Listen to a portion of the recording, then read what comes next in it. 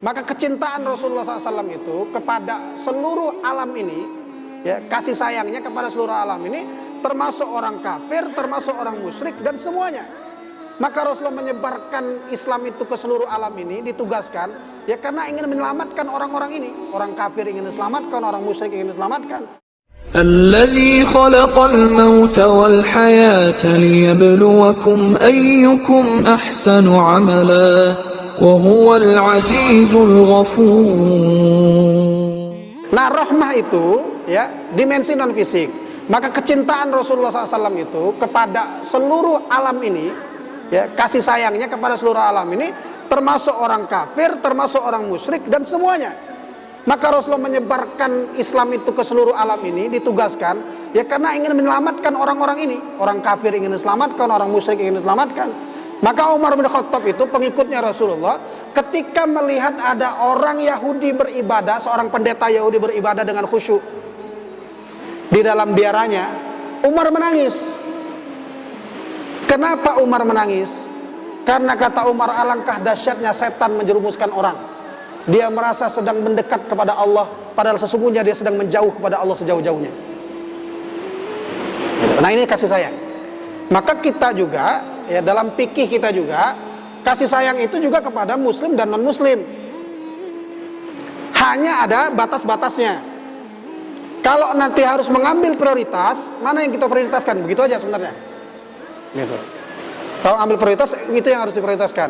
Adapun nanti di akhirat, ya, adapun nanti di akhirat, rahmatnya Rasulullah itu tetap rahmat, tetapi Rasulullah tidak akan bisa memberikan syafaat kepada kafir dan musyrik. Nggak akan bisa memberikan syafaat kepada kafir dan musyrik. Karena itulah yang dibatasi oleh Allah SWT. Karena syafaat, Rasul mampu memberi syafaat juga berian dari Allah Subhanahu Wa Taala. Dan Allah batasi itu. Gitu. Aturan mainnya begitu. Aturan mainnya begitu. Sesayang apapun Rasulullah kepada yang kafir dan yang musyrik, misalnya Abu Lahab, atau yang paling, menurut saya sejarah paling tragis itu Abu Thalib. Kalau Abu Lahab itu keruan dia dari awal memusuhi Rasul, masuk neraka lah Abu Lahab. Tidak kata rasa sayang sedikit pun di hati kita kan? Gitu. Karena dari awal memang sudah memusuhi Rasul, masuk neraka ya sudah masuk neraka dia. Tapi yang kisah agak tragis itu ya Abu Thalib. Abu Thalib itu dari awal Rasul lahir, ya, sampai kemudian Rasul bersamanya, sampai Rasul mengikrarkan sebagai Nabi, itu dia yang menolong Rasul, itu mengorbankan seluruh apa yang dia punya. Sampai dia wafat, dia menolong Rasulullah SAW. Tapi tidak mengucapkan syahadat. Ya, tidak mengucapkan syahadat. Meskipun saya menemukan satu buku, tapi buku ini menyelisihi sejarah-sejarah yang lain. Satu buku saya lupa judulnya, warna hijau buku itu, cukup tebal buku sejarah segini, tulisan orang Indonesia. Tulisan orang Indonesia, saya baca, dia mengatakan bahwa Abu Lahab itu ternyata sudah bersyahadat. Abu Thalib itu ternyata sudah bersyahadat, tapi dia sembunyikan.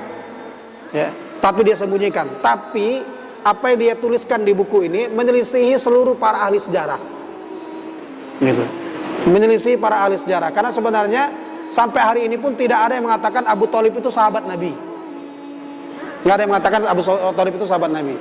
Karena kalau dia hidup di zaman Nabi, maka otomatis dia disebut sahabat Nabi dan dia bertemu Nabi.